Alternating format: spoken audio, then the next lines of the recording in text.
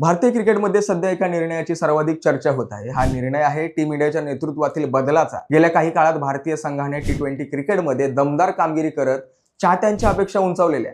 या यशामागे अनेक खेळाडूंचे योगदान असले तरी नेतृत्वाच्या भूमिकेत असलेल्या सूर्यकुमार यादव यांनी संघाला एक वेगळी ओळख मिळवून दिली होती।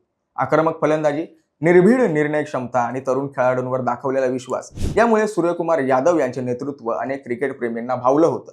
त्यांच्या नेतृत्वाखाली भारतीय संघाने अनेक महत्त्वाचे सामने जिंकले, तसेच संघामध्ये सकारात्मक वातावरण निर्माण करण्यातही ते यशस्वी ठरले। त्यामुळे चाहत्यांच्या मनात एक प्रश्न निर्माण झाला होता की आगामी मोठ्या स्पर्धांमध्ये सूर्यकुमार यादवच टीम इंडियाचे नेतृत्व करताना दिसतील का। मात्र भारतीय क्रिकेट नियामक मंडळाने म्हणजे बीसीसीआयने एक वेगळाच निर्णय घेतला आणि टीम इंडियाच्या टी20 नेतृत्वाची जबाबदारी श्रेयस अय्यर याच्याकडे सोपवली। हा निर्णय जाहीर होताच क्रिकेट विश्वात चर्चांचा पूर आला, कारण श्रेयस अय्यरचा हा प्रवास खरोखरच अनोखा मानला जातोय। विशेष बाब म्हणजे 2023 मध्ये टी20 संघासाठी शेवटचा सामना खेळल्यानंतर श्रेयस अय्यर बराच काळ या फॉर्मॅट पासून दूर होता।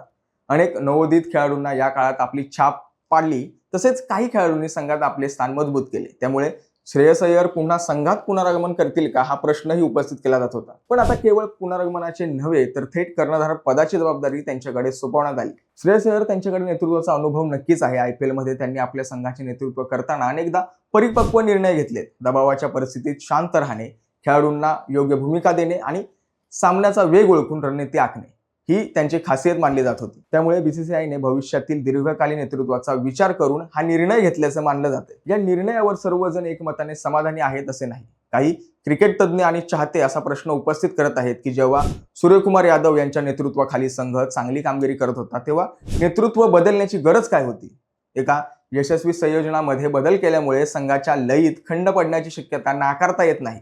दुसरीकडे काही जाणकारांचे मत वेगळे आहे। त्यांच्या मते भारतीय क्रिकेट आता संक्रमणाच्या टप्प्यातून जाते। पुढील काही वर्षे लक्षात घेऊन व्यवस्थापनाला असा कर्णधार हवा होता जो दीर्घकालीन योजना राबवू शकेल। श्रेयस अय्यर यांचे वय, अनुभव आणि नेतृत्व कौशल पाहता त्यांच्यावर विश्वास दाखवण्यात आला असावा। नक्कीच या बदलामुळे संघातील तरुण खेळाडूंवरही मोठी जबाबदारी येणार आहे। भारतीय संघात सध्या अनेक प्रतिभावान खेळाडू आहेत जे आंतरराष्ट्रीय स्तरावर स्वतःला सिद्ध करण्यासाठी उत्सुक आहेत। नव्या कर्णधारासोबत त्यांचे समन्वय कसा राहतो यावर संघाच्या भवितव्याचा मोठा भाग अवलंबून असेल। कर्णधार बदलला म्हणजे केवळ मैदानावरील निर्णय बदलत नाहीत तर संघाची मानसिकता, खेळाची शैली आणि भविष्यातील दिशा देखील बदलू शकते। त्यामुळे श्रेयस अय्यर यांच्या नेतृत्वाखाली टीम इंडिया कोणत्या प्रकारचे क्रिकेट खेळणार याची उत्सुकता चाहत्यांना लागली। आगामी मालिकांमध्ये श्रेयस अय्यर यांच्या समोर अनेक आव्हाने असतील। संघातील वरिष्ठ आणि युवा खेळाडूंमध्ये योग्य संतुलन राखणे, सातत्यपूर्ण कामगिरी करणारा संघ तयार करणे आणि मोठ्या स्पर्धांसाठी सक्षम संघ बांधणे ही त्यांच्यासाठी महत्त्वाची भूमिका असेल। त्याचबरोबर चाहत्यांच्या अपेक्षांचे ओझेही कमी नसेल। भारतीय क्रिकेटचा इतिहास पाहिला तर नेतृत्व बदलाने एका नव्या युगाची सुरुवात केली। काही कर्णधारांनी संघाला अभूतपूर्व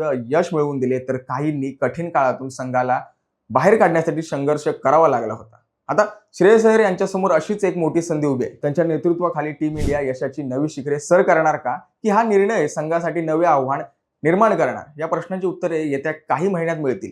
मात्र एक गोष्ट निश्चित आहे, भारतीय क्रिकेटच्या इतिहासात हा नेतृत्व बदल एक महत्त्वाचा टप्पा म्हणून नोंदवला जाईल। क्रिकेट प्रेमींच्या नजरा आता प्रत्येक सामन्यावर असतील। नव्या कर्णधाराची रणनीती, खेळाडूंची कामगिरी आणि संघाची प्रगती याकडे संपूर्ण क्रिकेट विश्व बारकाईने लक्ष ठेवून असेल। आगामी काळात टीम इंडिया कोणती नवी कथा लिहिते हे पाहणं निश्चितच रोमांचक असणार आहे। भारतीय क्रिकेटच्या या नव्या पर्वाबद्दल तुमचं मत काय? श्रेयस अय्यर यांच्याकडे कर्णधार पद देण्याचा निर्णय योग्य आहे का? तुमचे मत कमेंटमध्ये नक्की सांगा। ही माहिती तुम्हाला कशी वाटली आणि व्हिडिओ आवडला असेल तर लाईक करा, शेअर करा आणि प्रहार न्यूज लाईव्ह चॅनलला सबस्क्राईब करायला विसरू नका। धन्यवाद।